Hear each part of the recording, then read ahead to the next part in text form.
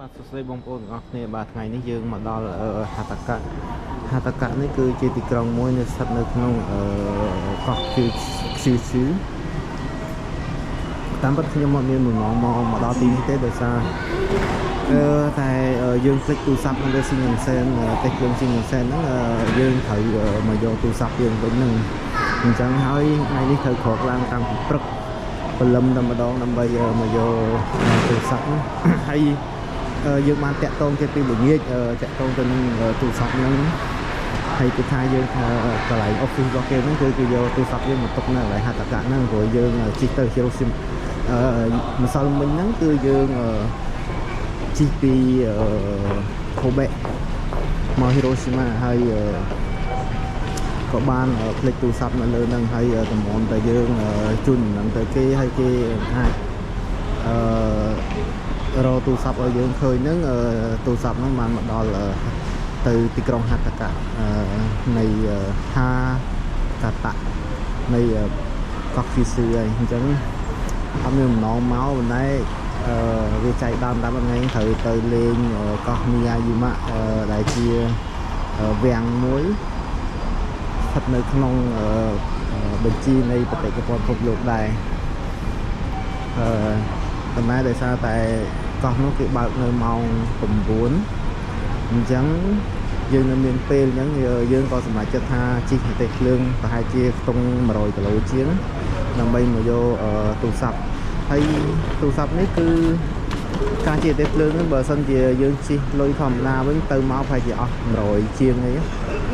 ប៉ុន្តែដោយសារតែយើងបានទិញសម្បត្តិជិះប្រទេសភ្លើងដោយមិនគិតថ្លៃអញ្ចឹងយើងអត់បញ្ហារឿងការជិះប្រទេសភ្លើងទេអញ្ចឹងទោះបីជាយើងចង់ជិះប្រហែលដងក្នុងកំឡុងពេលដែលសម្បត្តិដែលយើងទិញហ្នឹងគឺយើងអាចជិះបានបាទឥឡូវម៉ោងប្រហែលជា8កន្លះហើយនេះម៉ោង8កន្លះអញ្ចឹងម៉ោង9បានទៅគេបើកកន្លែងដែលយើងត្រូវទៅយកទូរស័ព្ទហ្នឹងគឺគេទុកនៅកន្លែង Location Phone ណាបាននៅកន្លែងដែលបាត់ប្រវត្តិបាត់អីចឹងណាអញ្ចឹងនាំបងប្អូនអស់នេះមកមើលទស្សនភាពនៅហាកាតាបាទទីក្រុងហាកាតានៅក្នុងកោះឃឺស៊ឺហ្នឹងបាទនេះគឺជាស្ថានីយ៍ហាកាតាតែម្ដងបាទនេះយើងអាចមើលបានបាទនេះគឺជាស្ថានីយ៍ទឹកភ្លើងហាកាតាកន្លែងច្រកចូលមានច្រើន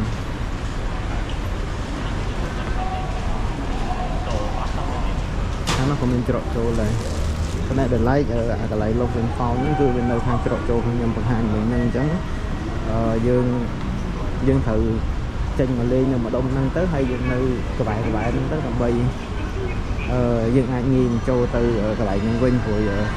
ស្ថានីយ៍គេមួយធំ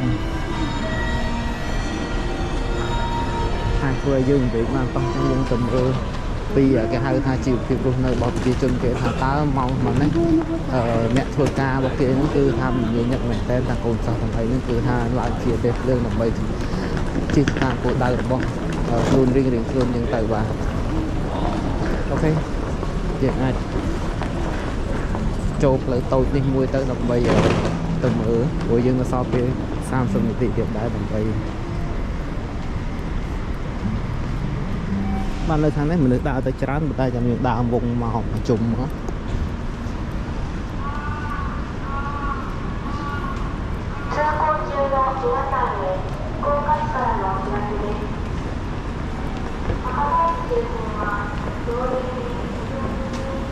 បាទទស្សនភាពនៅខាងក្រៅនៃស្ថានីយ៍ហាកាតាហ្នឹងបាទវាមានសភាពបែបហ្នឹងបាទហើយមានហាងច្រើនដែលនៅជុំវិញហ្នឹងដើម្បីបម្រើសេវាកម្មទៅលើម្ហូបអាហារចំពោះភ្ញៀវដែលឆ្លងកាត់នៅស្ថានីយ៍ទឹកភ្លើងនេះប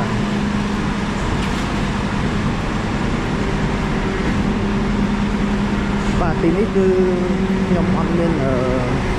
ផែនការថាមកទេព្រោះកោះឃឺស៊ឺហ្នឹងគឺកម្របានមកណាមក3ដងឥឡូវតែ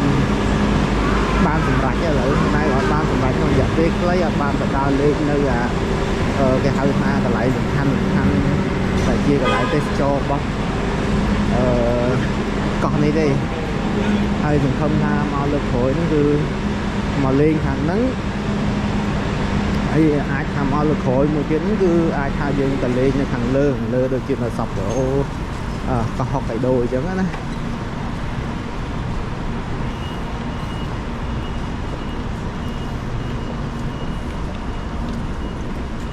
បាទអញ្ចឹងយើងគ្រាន់តែដើរមើលជុំវិញនឹងជាមួយនឹងទស្សនវិជ្ជានៅក្បែរស្ថានីយ៍រថភ្លើងហ្នឹងទៅអូខេអញ្ចឹងទស្សនាទស្សនវិជ្ជានៅទីនេះទៅខ្ញុំបន្តិចទៀតខ្ញុំនឹងអធិប្បាយបើសិនជាមានអ្វីដែលថ្មីឬក៏មានអ្វីដែលប្លែកសម្រាប់ចែកជូនបងប្អូនបាទ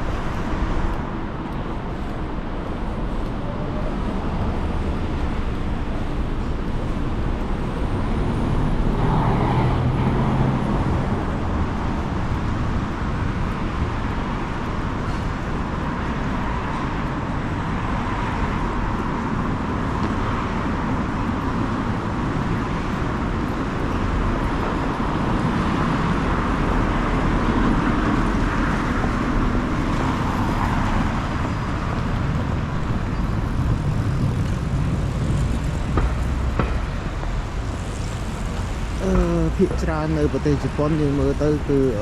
គេរៀបប្រព័ន្ធនៃការរស់នៅឬប្រព័ន្ធនៃការរៀបចំទីក្រុងមួយពេលនេះគឺប្រហែលគ្នាបាទមានន័យថានៅតាមជនបទឬក៏អាចនិយាយបានថាតែសូម្បីតែទីក្រុងនេះគឺជាទីក្រុងតូចមួយនៅក្នុងខេត្តមួយហើយនៅលើកោះមួយអញ្ចឹងទៅគេមានការរៀបចំហេដ្ឋារចនាសម្ព័ន្ធដូចទីក្រុងធំណាស់ដូចទីក្រុងតូក្យូឬអូសាកាអញ្ចឹងដែរណាគឺមិនខុសគ្នាទេការរៀបចំរបស់គេគឺដូចគ្នាហើយយើងទៅលេងប្រទេសជប៉ុនទៅលេងតាណាក៏ដូចតាណាដែរគឺមានន័យថាយើងទៅអត់មានអីសូវថ្លៃគ្នាហ្មងមានអាគារខ្ពស់មានផ្សារទំនើបមានអីការដាំផ្កាដាំអីរបស់គេនេះគឺនៅតាមទីសាធារណៈនេះគឺមានច្រើនដែលជាការលំហទីក្រុងរបស់គេអញ្ចឹងហើយបើនិយាយច្បាប់ទម្លាប់របស់គេវិញគឺយើងមិននិយាយទេនិយាយថាច្បាប់គេហ្នឹងគឺយើងពាក់ព័ន្ធជាមួយនឹងការឆ្លងផ្លូវហ្នឹងបើមិនជាក្នុងករណីណាដែលយើងភ្លើងមិនខៀវទេគឺយើងមិនអាចឆ្លងបានទេគឺមានន័យថាមនុស្សត្រូវរងចាំឈររងចាំភ្លើងនឹងរហូតដល់តែភ្លើងនឹងខៀវអូខេនេះយើងតាមពិតយើងវិលមកដល់មុខស្ថានីយ៍ទឹកភ្លើងវិញហើយអានោះ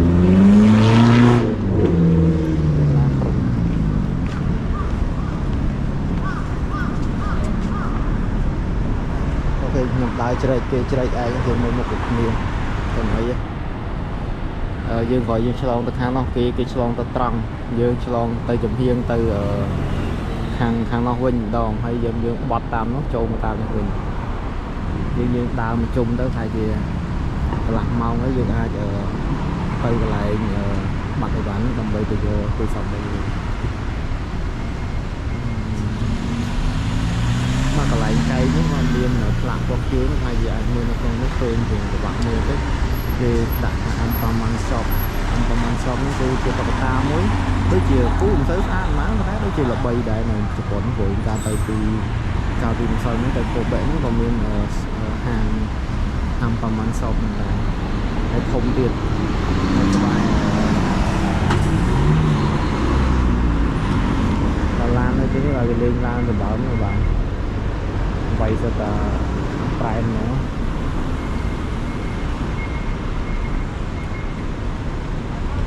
ឥឡូវយើងអាចឆ្លងតាមណាជាច្រើនអ្នកជិះកង់គឺជិះដូចអ្នកដើរអញ្ចឹងដែរមានជិះអាកន្លែងអ្នកដើរក៏បានជិះអាកន្លែងនេះក៏បានដែរហើយនៅស្រុកគេដូចថាជិះកង់ជិះអីវារឿងធម្មតាអត់មាននេះទេតម្រៀបពាក់របស់គេតែនោះវាយទល់កង់ហើយដើរទៅដឹងអត់ដោយស្រុកខ្មែរយើងស្រុកខ្មែរគឺអ្នកជិះកង់គឺមើលទៅរៀងអត់ទៅរៀងហៅថារៀងអត់ទៅក្លីប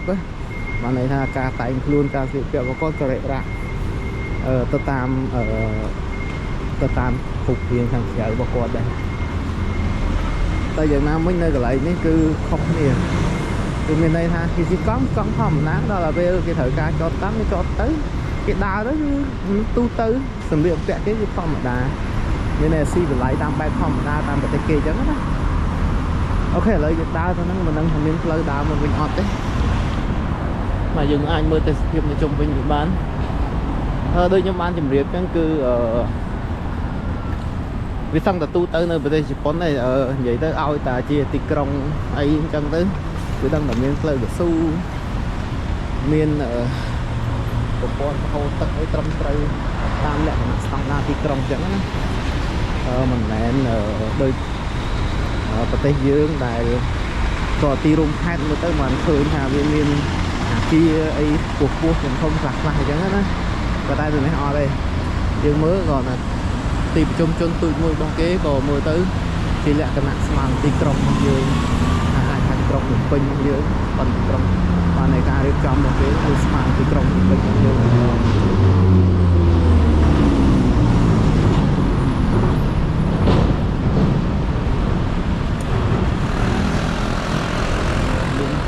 nên thằng anh con người tôi cũng học được ok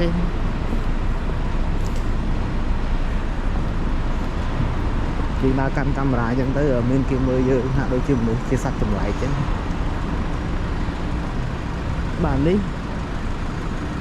thôi vô hụt mình nên thôi được cô tại nên lây tao làm tôi nhỏ được làm những ba việc bộ một thằng thôi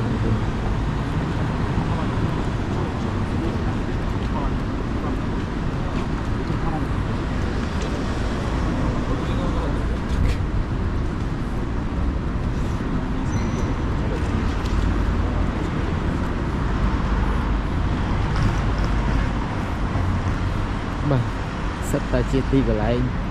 đang phát thiết đào tao này khác đấy dương còn đang đào tao na tại buổi dương cô đào buổi dương này lại những cái tay những dương đào của là đào tê slot là gì rồi này khả nó dương lấy cắt tay chơi chắc nên đây là ai cả đào than đi thì lương như vậy vậy những ai đào mình chung những dương cả lọc mà vốn châu than thì lương như vậy là than nó mình được ra cắt rộp mình lợi để lớn nên là thằng khổ nó hay là ảnh miền lại đào lấy những cây người đại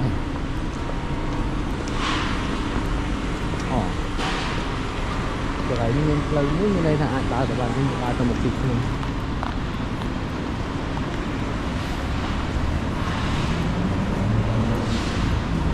bên vậy bị lan krong bên vậy bị lan krong nó dọc kê với cứ cả lại thì krong tôi không rất là miền làm krong rụt nó hoặc là dọc nơi dọc mai dưới miền đường pin này còn nay đường pin những gò sơn miền này chui ở chi đây là mình nói thằng tiệp lương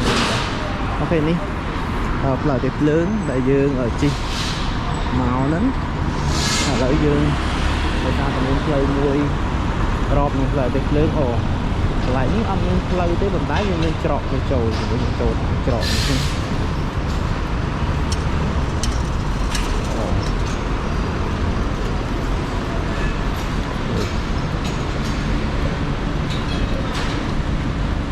ngon là nơi sọc nắng lư đi cây nguyên tầm lại lấy bay chia mình hộ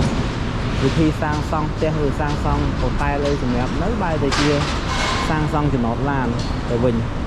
chùm lại mình tên không dọc mai nhỏ đây đây cây đây ấy chúng ta đang là tục thì đẹp đang là tục sầm rạp lụa cái gò vừa ấy sụp ha kia mà ok mà đó thầm đấy đây chỉ những phỏng trôi từ hàng ập miền đấy miền đã bây giờ nó ai tranh mong là dân học sinh tôi đã tam lâu với buổi trôi từ nông bia cái hơi này cái ngọt cả lá rồi đi nhá nơi khẽ đấy mà người ấy lại នេះចំណតគេនេះគឺ1 ម៉ោងគឺ400អានោះ1 ម៉ោង 100 1 ម៉ោង 400 យេនហ្នឹងគឺចាប់ពីម៉ោង 8 ដល់ម៉ោង 8 ព្រឹកដល់ម៉ោង 8 ល្ងាចហើយនោះពីម៉ោង 8 យប់ទៅដល់ម៉ោង 8 ភ្លឺហ្នឹងគឺ1 ម៉ោងគឺ100 យេនអូខេយើងបាននៅតែខ្ញុំអស់ 3 4 ដងក៏អត់ដែលដឹងអំពីរឿងតម្លៃនៃការចតឡានដែរគឺនិយាយទៅនៅស្រុកនេះស្អីក៏ថ្លៃដែរនិយាយមកម៉ាត់ហ្នឹងថ្លៃសិនទាំងអស់ពីបាយមួយពេលក៏ចិត្ត1000 យេនអត់យើងគិតជាលុយខ្មែរមកនេះថា6 រៀលចាស់1000 យេន1000 យេនវាចិត្ត7 រៀលហើយស៊ីបាយមួយពេលមិនមែនស៊ីបាយមួយពេលវាទឹកម្ដបអូនីហ្គ្រីម្ដុំហើយនឹងសាំងវិចម្ដុំវិញណាហើយនឹងយើងអាចថាយើងប្រើទឹកផ្លែឈើទឹកអីបន្តិចទៅណាព្រោះយើងនៅទីនេះយើងអស់កម្លាំងយើងហត់ទៅយើងត្រូវការវីតាមីន C វីតាមីនអីប៉ុណ្ណឹងអស់940គឺថា6 រៀលចឹងនៅស្រុកខ្មែរវិញ6 រៀលទិញស៊ីចង់បែកពោះហើយស៊ីកាទៀវតែមួយចានស៊ី2ចានអស់ 20000 ឬក៏មិនចឹងស៊ីកាទៀវមួយចានហើយស៊ីបាក់បាយស្រូបមួយចានអស់តាអូខេយើងមកដល់កន្លែងយើងវិញហើយកន្លែងនេះខ្ញុំភ្លេចបានមើលអូខេយើងអាចឡើងទៅអូនេះច្រកនេះគឺយើង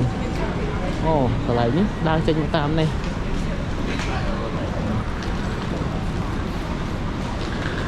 បាទទាំងអស់នេះគឺ locker សម្រាប់ផ្ញើអីវ៉ាន់មួយកន្លែងមក700យើងអាធំ700អីអូអានេះធំមែនតើ1000កន្លែងនេះគឺយើងធ្លាប់ប្រើហ្នឹងគឺមានន័យថាដើម្បីយើងអាចនេះបានគឺវាមានយើងអាចប្រើនេះ IC card នេះដើម្បីនេះបានឬក៏មិនចឹងដាក់កាក់ទៅយើងអាចទូកាក់500និង500ហើយខាងលើនោះគឺយើងអាចចុចយកមានរូប2រូបមួយសម្រាប់ដាក់រូបមួយសម្រាប់ដកហើយយើងចេញហ្នឹងតែយើងអាចយកអង់គ្លេសទៅយើងធ្វើតាមការណែនាំរបស់គេទៅងាយទេអត់មានអីពិបាកទេហើយយើងមើលឃើញខៀវនេះភ្លើងមួយចេញខៀវហ្នឹងន័យថាអត់មានតន់មានម្ដងដាក់ទេហើយ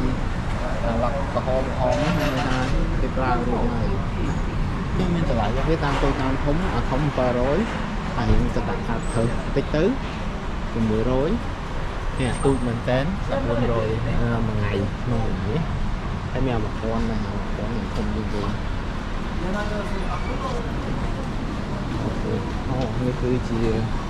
ខំនេះអសនឹងពុកនេះខាងពេលស្អីចង់ដាក់សក់ដែរវាអាចខាងបានគេយើងវិលមកដល់ច្រកយើងវិញណាហើយទៅជិតដល់ម៉ោងដែរយើងឡើងទៅលើឲ្យហ្មងទៅដើម្បីទៅចាំគេនេះផ្លូវយើងថតពីដំបូងមកដំបូងហ្នឹងយើងចេញពីកន្លែងហ្នឹងទៅ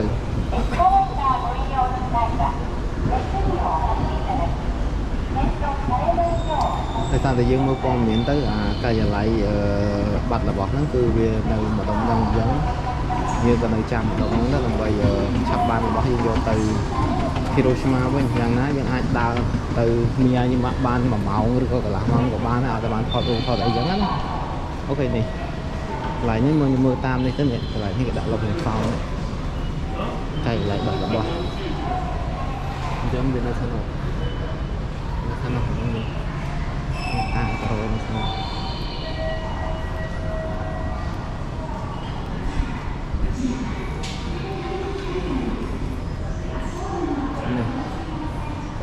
វាឲ្យសញ្ញាពូនទៅមុខទៀតមកមានផ្លាកទៀនមួយចេញមកនឹងតាមដៃនេះកន្លែងហ្នឹងហើយកន្លែងនេះ locker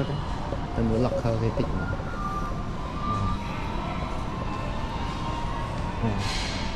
locker គេភាគច្រើនអាធំ800អាធំ700អាធំមែនតើមកព្រានកន្លែងនេះដោយសារវានៅក្នុងពេកអញ្ចឹងអត់សូវមានអ្នកស្នាភាគច្រើនតែភ្លើងនៅខៀវអានេះសល់1000អាធំអត់ស្គាល់មានអ្នកផ្ញើដោយសារវានៅក្នុងពេកអាក្រៅនោះវានៅសល់ដល់តែចោលបានវាធ្លាយដល់ក្នុងអូ អូខេចឹងទីទៀតយើងនឹងទៅកាយឡៃលុបអន្សំដើម្បីទៅយកបានរបស់យើងអូខេអញ្ចឹងយើងអាចនៅចាំខាងក្រៅសិនអូខេអញ្ចឹងអរគុណចំពោះការទស្សនាវីដេអូ